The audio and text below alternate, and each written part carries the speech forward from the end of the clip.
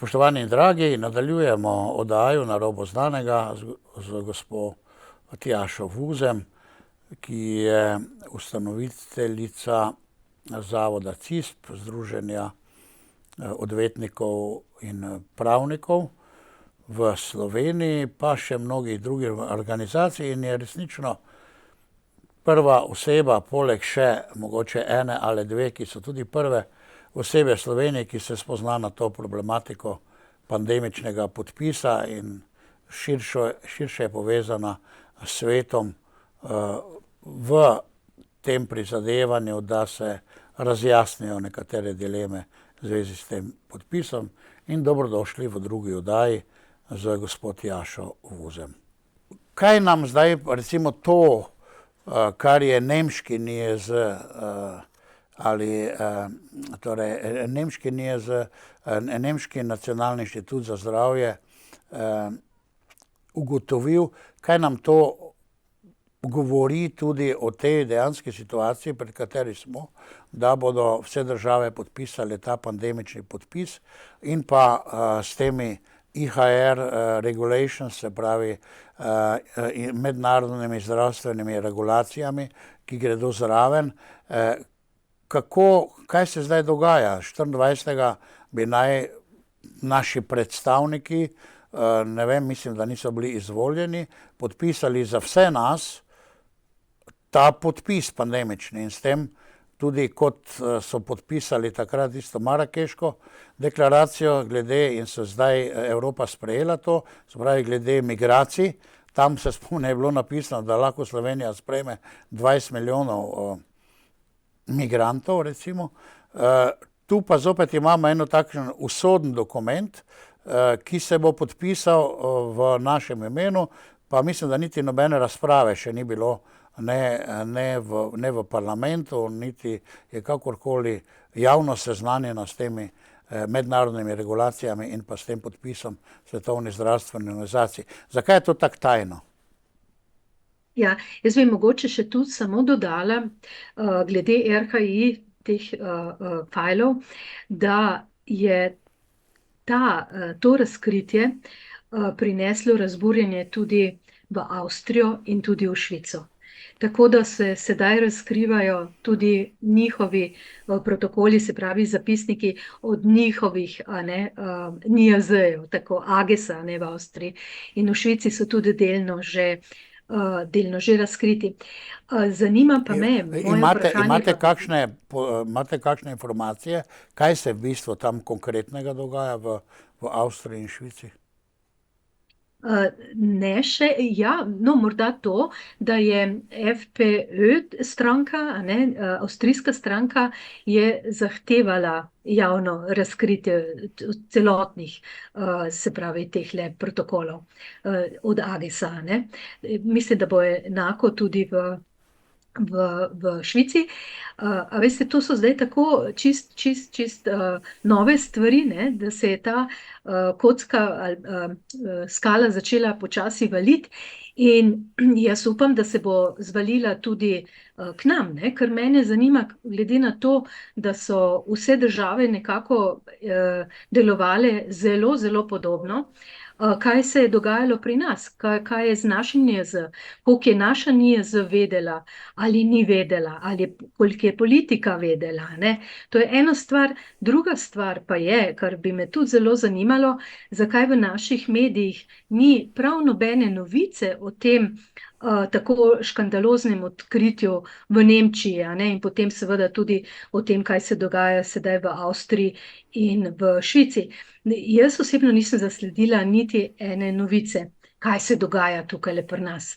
Zdaj, če pa bi prišli na Svetovno zdravstveno organizacijo, bi pa se bilo potrebno najprej vprašati, a veste, kot prvo stvar, kje so pa raziskave pa poglobljene analize te pandemije? A veste, kako lahko delajo tako pomembne dokumente oziroma dajejo v brez analiz? podpis podpis državam, ki bodo potem pravno zavezujoče, ne da bi naredili sploh eno konkretno študijo, pregled vseh teh ukrepov, posledic ukrepov, se pravi kompletno analizo, ki se imenuje Stujko, checks and balances. Kje je to? To je prvi korak. Šele potem naslednji korak je, da bi lahko delali in podpisovali, ne vem, neke pandemične pogodbe CA+, ali pa sprejemali amandmaje, IHR ali mednarodnega zdravstvenega pravilnika, ki mogoče res zasluži eno prenovo, ampak vsekakor pa ne tako na hitro in tudi ne na način, da se krši svoja lastna pravila. 55. člen iz IHR, iz tega mednarodnega pravilnika, bo prekršen. Če bo sedaj na 77. generalni skupščini SZO dan v pogled državam oziroma že tudi za sprejetje državam članicam dokument oziroma dva dokumenta, amandmaji mednarodnega zdravstvenega pravilnika in tudi CA+ pogodbe, pandemične pogodbe, sporazuma, potem bodo kršili svoja lastna pravila, svoje lastne zakone, saj iz 55. člena izhaja, da bi morali biti končni dokumenti predloženi najmanj 4 mesece pred generalno skupščino SZO, to je pa januarja. Ponavadi je namreč tako, da izvršni odbor Svetovne zdravstvene organizacije sprejme oziroma naredi tudi agendo za naslednjo generalno skupščino v januarju. In tam se vse te stvari uredijo. Do takrat tega ni bilo. Moram pa povedati še tudi to, da dokument še zdaj ni gotov. Se pravi, zdaj proti koncu januarja imajo po vrsti 8. Mislim, da zasedanje te working group od IHR, potem, če računamo, da potrebujejo še nekaj časa, da dajo zapisnik, kdaj bodo države to prejele, Se pravi, enkrat maja, vemo pa, da je generalna skupščina 27. maja do 1. junija, Tako da tu je toliko enih vprašanj okrog tega, okrog SZO-ja, tudi zakaj se jim tako mudi. Dr. Petričeva, zadnjič sem poslušala, je povedala, da obstaja nevarnost, da se bodo pojavile v bližnji prihodnosti pandemije, vendar pravnica in tudi drugi odvetniki, recimo mednarodni, trdijo drugače, da so študije, ki nasprotujejo tej izjavi. Omenila ste neko raziskavo v zvezi z samim potekom te pandemije in zdravljenjem. Pričakoval bi to. Na naši uradni strani COVID-19 SLO, ne vem kaj, .si, ki je uradna državna stran, priznava, da države, ki so bile bolj cepljene, imajo več smrti. In sedaj imamo mi v svetu v povprečju, ne vem, v cepljenih državah 20% smrtnost, v nekaterih, kot je Islandija, mislim, da je bilo čez 50% povečana smrtnost, pravi, več ljudi umre. In nujno bi se morala narediti ta raziskava. Se pravi, da tisti, ki so bili cepljeni, ne bi smeli umirati.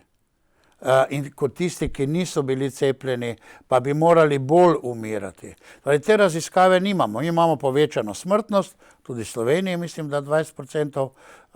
Nihče pa ni naredil te raziskave. Se pravi, da sama cepiva, pa ti ukrepi, pa vse to skupaj, koliko je to pripomoglo. In pa zdaj se ne ugotavlja, kaj je vzrok te povečane smrtnosti.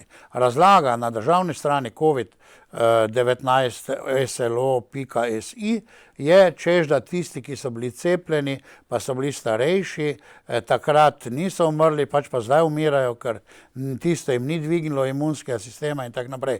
Ampak ne vem, meni se zdi to precej smešno. Ne? Torej imamo dokaze, bolj cepljene države, več smrtnosti, razlaga se pa potem neka pač tretja varianta. Ampak to raziskavo bi morali mi imeti, kdo je bil cepljen. Cepljeni bi morali veliko bolj številčno preživeti kot tisti, kateri niso bili cepljeni. Zakaj se ta raziskava ne naredi? Vse to je osnovna raziskava. Ja. Pri nas ni nobene evidence in kot sem rekla, to so prvi koraki tudi za Svetovno zdravstveno organizacijo, da pride temu do dna, preden se delajo potem tako pomembni dokumenti oziroma dajo podpis, kako lahko zaupamo eni organizaciji, eni svetovni organizaciji, ki bi si sedaj želela prevzeti polno kontrolo nad vsem dogajanjem v času pandemije, saj lahko že po moje prehajava k temu, kaj ti dokumenti želijo, čeprav vem, da ste že večkrat omenjali, pa vseeno, popolnoma opolnomočili bi edinega eno osebo, to je generalnega direktorja Svetovne organizacije, da bi lahko razglasil in končal pandemijo po svoji pomili, kdaj bi se pač njemu zazdelo ali samovoljno, kar pomeni, da pa tudi za neke primere, kjer gre samo za neko subjektivno oceno, se pravi brez neke pravne podlage. To so močne stvari, ki bodo vplivale na vse nas, na države, kot tudi na suverenost naših držav, kar sicer zavrača dr. Petričeva, ki je tudi članica izvršnega odbora Svetovne zdravstvene organizacije, ampak dejstvo je tako, da bo on odločal pa ne samo o zdravstvenih zadevah, zdravstvene podlage, temveč bo tudi preko koncepta One Health lahko se razglasilo pandemijo, epidemijo zaradi drugih zadev. Pa nevarnost, vremenske spremembe, ne vem, karkoli. Tako. Se pravi, to bo skoncentrirana oblast za ves svet in tudi za Slovenijo, oziroma za tiste podpisnike. Tako, za podpisnike, ali bo šlo, kot ste že povedali, za neko pandemijo, lahko tudi samo lokalno, lahko bo locirano samo v Sloveniji, lahko bo problem, naprimer bolezni živali, naj bi imeli kontrolo tudi nad vsemi ekosistemi. Se pravi, to je tak en obširen koncept, ki bo imel resnično hude posledice. In sprejemati neke take dokumente na hitro ad hoc je popolnoma neumestno, ker države ne bodo imele časa, da bojo te dokumente prevetrile. Res je, da bojo imele od tega predloga na sami generalni skupščini čas potem 10 mesecev za zavrnitev IHR amandmajev in pa za podpis pogodbe CA+, 1 leto, 12 mesecev. To pa je nekaj novega, hvala vam za to informacijo. Jaz sem mislil, da je 24.5. že vse pač brez neke razprave zaključeno. Ne, še, kakor jaz vem, po mojih podatkih bi države potem v roku 10 mesecev naj zavrnile, se pravi, tu ne gre za podpise. Zavrnile bi lahko tudi samo delček teh spremenjenega IHR, opt-out, se imenuje to, ali pa zavrnile v kompletu, To pa je neka novejša informacija, ki jo do sedaj še nisem imel. Se pravi, vemo, da bi takrat v tem primeru prevzela recimo gospod Tedros v tem primeru ali pa SZO, Združeni narodi prevzeli oblast tudi nad našim pravosodnim organom oziroma na našo zakonodajo, zakoni so tako že pripravljeni, in pa bi prevzela oblast tudi oziroma komando nad našo vojsko in nad našo policijo, ki bi potem te zakone, ki so zakonodaja, ki je že pripravljena, izvajali. Ne, in s tem na nek način mi izgubimo lahko suverenost državljanov. Ne. Zdaj, če bi bili svetniki, zdaj pa gremo malo na teorijo, teorijo oziroma malo razmišljanja, čisto tako po zdravi pameti. Če bi bili vsi tam na OZN svetniki, jaz se ne bi bal, če bi bil Bill Gates recimo svetnik in ne imel nobenih interesov ali pa recimo globalni kapital. Ampak vemo pa, da je danes s temi situacijo, ki je zelo možno in zelo hitro narediti neko epidemijo, ki bi lahko bila tudi zelo smrtna. Nekdo lahko nekaj sproži. Torej, če bi nekdo hotel sprožiti nekaj, ali pa že zdaj se menda lahko razglasi, ne vem koliko nevarnosti za eno takšen direktni prevzem sveta, lahko rečem. Torej, nekdo lahko sproži neko epidemijo, da neke viruse ven, ne vem, ebolo, karkoli razširi in ljudje umirajo, ne vem, 50%, 80%, ampak resnično, ne. In potem, po domače povedano, potem bi res potrebovali neko svetovno rešitev, verjetno, ne vem. Ampak lahko je pa nekdo sproži umetno. Tudi. Saj je veliko bioloških laboratorijev v Ukrajini, a ne. Sedaj so to tudi priznali z ameriške strani. Problem, jaz vidim še tudi tukajle, a ne, da problem imunosti, a ne, imunitete, pardon. Vsi ti od Tedrosa do vseh ostalih funkcionarjev tam imajo imuniteto. To pomeni, da lahko naredijo, se odločijo, karkoli, ne bodo za to odgovarjali, a ne. Mislim, da je to en izmed glavnih problemov. Za Tedrosa vemo, da je tudi že v nekem postopku v svoji lastni državi Etiopiji, kjer je zagrešil pokole, vendar ga sedaj ne morejo obravnavati, ker ima imuniteto, a ne. To je tudi eden izmed velikih problemov, a ne, ker ni odgovornosti, a ne, nobene. Vi ste gledali to našo oddajo z dr. Petričevo, ki je Tako. zelo odgovorna oseba za Slovenijo, pa tudi za svet v Svetovni zdravstveni organizaciji. Mislim, da je bila tudi mi kot, recimo tudi kot televizija smo bili zadovoljni, da smo jo lahko dobili in se ji tudi zahvaljujem. Ampak vi ste pa kritična glede teh stvari, kakor tudi dr. Ilinova. Kaj je vam ostalo v spominu v zvezi s to našo oddajo, z dr. Petričevo in pa z gospodom Marjanom Podobnikom? Ja, transparentnost, a ne. Govorila sta o transparentnosti in dr. Petričeva je poudarjala to transparentnost. Žal, pa kolikorkoli sem res želela, da bi sodelovali, do tega je sicer prišlo, bom povedala, organizirala sem preko CISP-a, Zavoda CISP, mednarodno srečanje, dvakrat. Enkrat je bilo leta 2022, drugič 2023. Po prvem srečanju je trajalo 45, bili so tudi zelo znani, priznani odvetniki svetovnega kalibra, recimo je bil dr. Rainer Füllmich, je bil švicarski odvetnik Philipp Kruse, je bila tudi osebno je prišla dr. Silvija Pernt iz Avstrije, pravnica, ki je tudi delala na Svetovni zdravstveni organizaciji in prav na oddelku mednarodnega zdravstvenega pravilnika. Se pravi, je velika strokovnjakinja na tem področju. No, želeli smo dobiti nekatere odgovore po tem sestanku, ker na sestanku, govorim za prvi sestanek, ali ni imela gospa dovolj podatkov, oziroma vprašanja niso bila namenjena dejansko njej. No, želeli smo tudi zapisnik, vendar kljub res intervencijam, velikokrat sem prosila, tega nismo dobili.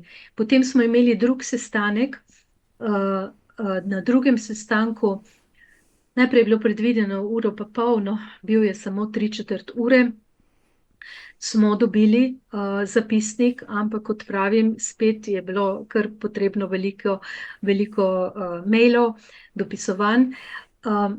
Dr. Bernd je prinesla dr. Petričevi posebno disertacijo, ki jo je delala in pripravljala, in dr. Petričeva je obljubila odgovor, a ne.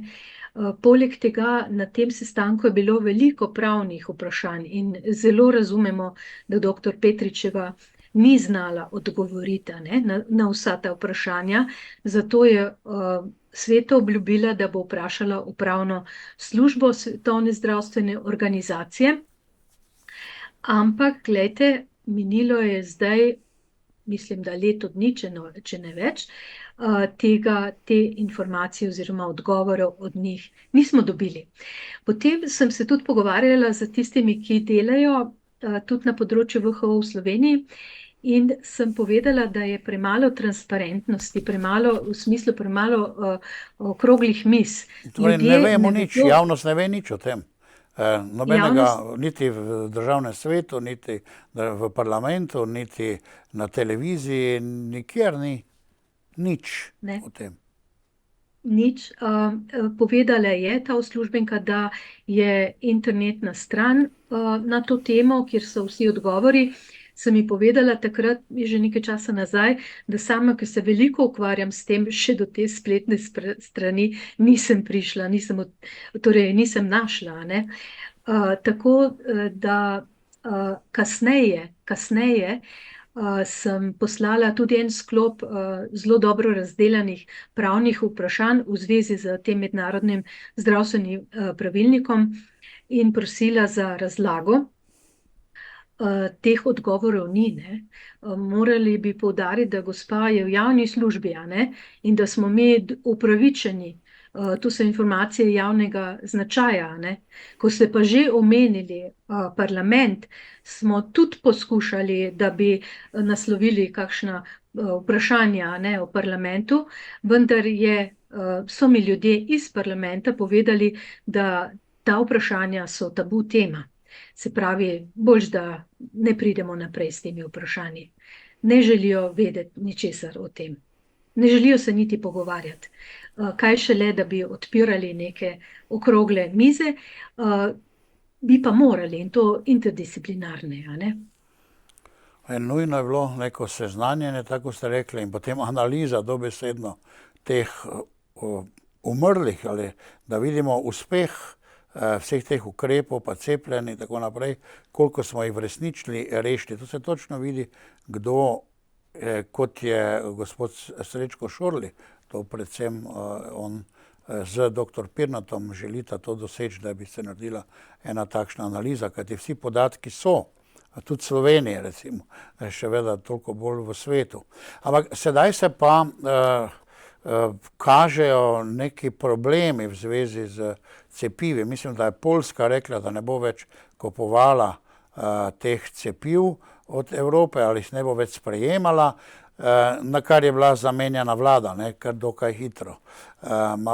Malo ni tako kazalo, da bodo dobili leve stranke, ampak so pač dobili, tako kot imamo zdaj to. Že mislim, meni 10 let že je ta praksa, da kaže, da ne bodo dobili, pa potem vseeno dobijo. Kot se gospod Švab tudi zelo pohvali, da ima svoje ljudi po celem svetu. Ampak kakorkoli je bila zamenja, potem je bilo tu nekaj, mislim, da v zvezi z Slovaško, potem je v zvezi z temi podpisi, smo zdaj priče, oziroma ne vem, neke Švica nekako ni v tem, z tem vašim prijateljem, gospodom odvetnikom Kruzejem, nekako ni čisto v skladu z vsemi temi idejami. Potem imamo zdaj velike vstaje na Japonskem, kjer so največji strokovnjaki so se uprli, profesorji javno povedo, da to ni znanstveno, to, kar se dogaja, največji strokovnjak na Japonskem.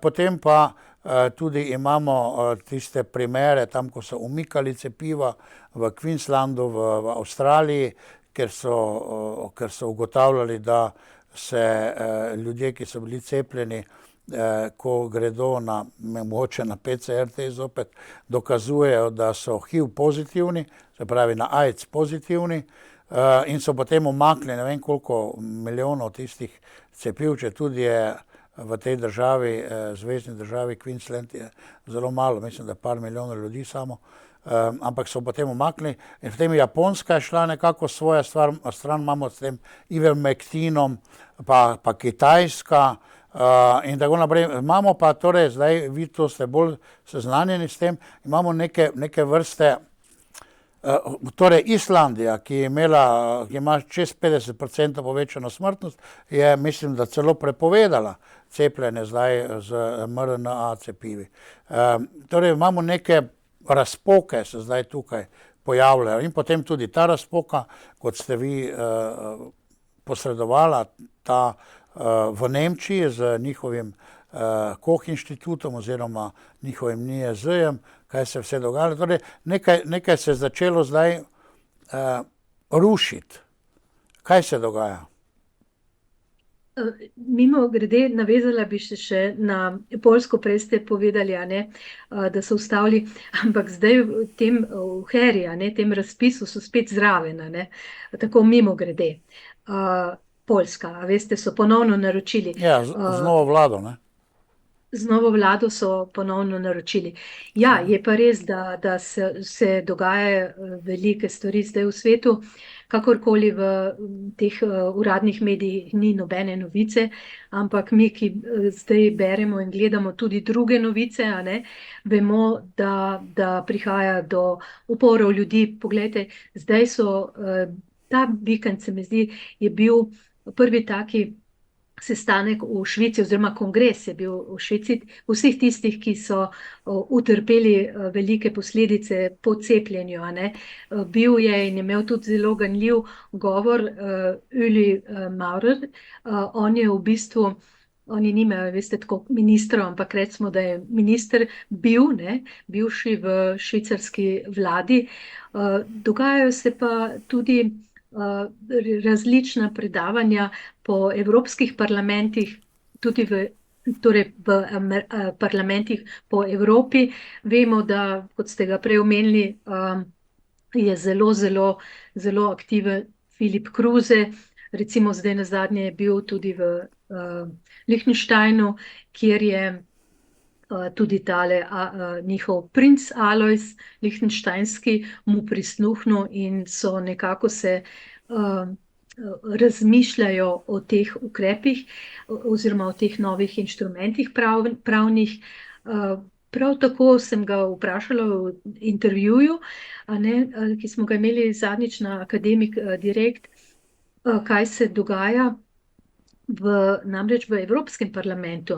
Vedno znova vidimo, da se pojavljajo isti ljudje, ali je to Tereš, ali je Kolakušič, ali je to Kristine Andersen, ali je gospod Simčič, pa je povedal tako, da poslanci, EU poslanci, se zavedajo, vedno bolj se zavedajo, mogoče se ne upajo še toliko postaviti v prve vrste, vendar se tudi tam krepi. Poleg tega, da tudi poslanci v drugih državah se seznanjajo in velika zahvala res tem borcem, kot smo rekli, Filip Kruse, pa Meryl Naess, pa tudi gospod Roguski, iz Amerike, čeprav je novinar, se zelo trudi z informacijami, in številni drugi. Po Nemčiji so ves čas eni kongresi, ker sem v skupini teh nemških odvetnikov interni, tudi dobivam ves čas ta vabila, jih gledam, Avstriji prav tako. Tako da poglejmo, Louisiana je v procesu sprejetja zakona, ki bo preprečil oziroma ki bo prepovedal kakršnokoli vplet oziroma poseganje recimo WHO ali UEFA ali Združenih narodov v njihovo politiko. Mislim, da smo počasi na dobri poti s tem ozaveščanjem in to je izrednega pomena, oziroma osnovnega pomena je to ozaveščanje. Dnevno, vedno, zmeraj in povsod. Ja, to ozaveščanje seveda je pomembno, ampak gledam recimo prav v Strasbourgu in v Evropskem parlamentu, v Bruslju, so se zbirali največji strokovnjaki in imeli tam predavanja, če se spomnite, vse ta imena ste vi omenili, tudi tale romunski poslanec, ki je nekako vodja vsega tega dogajanja tam, pa tudi oba dva hrvaška poslanca, ampak potem pa strokovnjaki, svetovni strokovnjaki na tem področju, ampak kljub temu, da so imeli ne vem koliko teh sestankov v samem in dokazovali stvari v samem Bruslju, v samem Evropskem parlamentu, niso nikamor prišli. Pravim, razen tudi to, da so zavrnili poslanci sami, če so oni zavrnili, ne vem, kakorkoli, tako je bilo javljeno, to razkritje vseh teh pogodb med Pfizerjem in pa Evropsko unijo. Pravi, ni uspeha. Potem se spomnim nazaj gospoda Füllmicha, ki je zdaj popolnoma blokiran. Se pravi, on je zaprt, za njim se ne ve nič, kaj bo. Mnogi ljudje po svetu so računali, da bo pravo, se pravi pravica, sodni sistemi, da bodo delovali pravično, pa ni bilo nekega končnega rezultata. On je popolnoma blokiran. Potem se spomnim gospe Jane Burgermeister, ki je v času prašičje gripe tudi razkrivala te stvari, jih z FBI-jem raziskovala, ampak ona je izginila, nje več ni, ne so razglasili za neumno, jo razlastili denarja in nje ni, v bistvu vprašanje, če je živa. Ne? Jane Burgermeister, se pravi, zelo grobe zaustavitve poskusa teh, ki so želeli pač neko pravico ali kakorkoli. Potem imamo kar nekaj dizidentov, ki so zaprti. Torej, ali upate, da bo še zmagala v prihodnosti neka pravica, sodni sistemi? Mislim, da tudi vaša kolegica v Italiji je bila razočarana, ki se je borila za vse te zdravnike, pa potem sodni sistem je ni podprl, ne vem, nekaj takega je bilo. Se pravi, ali bo zmagala pravica, ali bomo zgolj na grobi sili pristali oziroma prisili. Kaj se bo zgodilo v prihodnosti? Ja, upanje, veste, umre vedno zadnje. In jaz mislim, da nam ne preostane drugega, kakor da se borimo do konca, pa tudi njim ne, veste, tudi oni se bodo borili do konca in zato poskušajo na številne načine nas utišati, se veste, tudi zdaj, to nisva sicer še o tem spregovorila, ampak infodemik je zelo grozna zadeva, ta cenzura, ne, ki jo tudi skušajo spraviti noter v ta pandemični sporazum oziroma v IHR, kar je nagovoril tudi gospod Podobnik in zelo pozdravljam, sem bila zelo vesela, ker enostavno ta prosta izmenjava informacij mora biti, različnih informacij mora obstajati in dokler imamo to, bomo vztrajali. Ko pa tega ne bo, bomo pač šli na partizanske načine. Se pravi, za mene obstaja samo borba do konca. Za njih pa tudi verjetno, ne, kot sem že omenila. Torej, jaz ne bom obupala.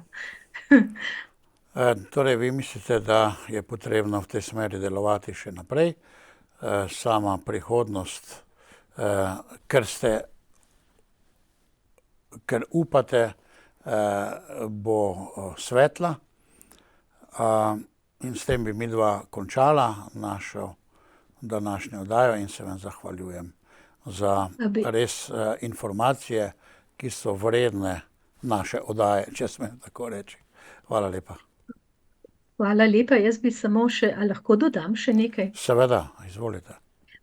Dodala bi še to, da tudi vsi tisti, s katerimi sodelujem, mogoče tudi mednarodno, so strahotni borci in ne popuščajo. To je zelo pomembno, ne popuščajo.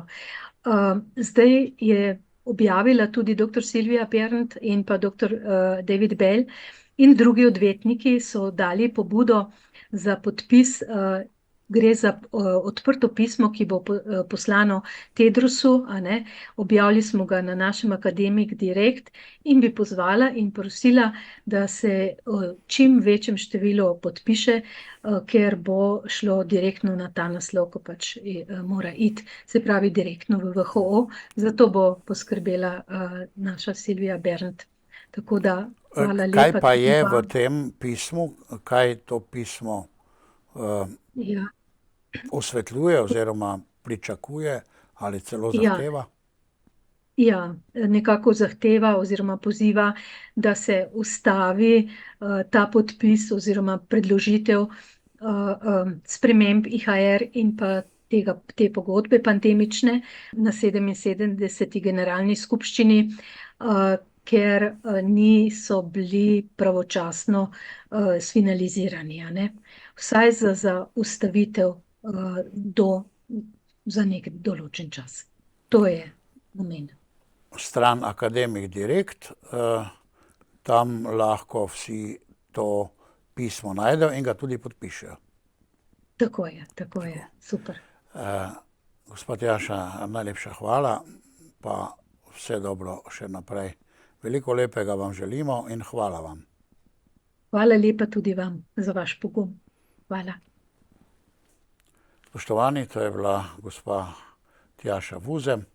Vprašanja v zvezi s pandemičnim podpisom in želimo vam globoko razmišljanje in pametne odločitve v vašem življenju. In ne pozabimo, mi nismo samo meso, vsi mi imamo večno, globoko, čutečo dušo in srce. Prav lep pozdrav. Nasvidenje. Videnje.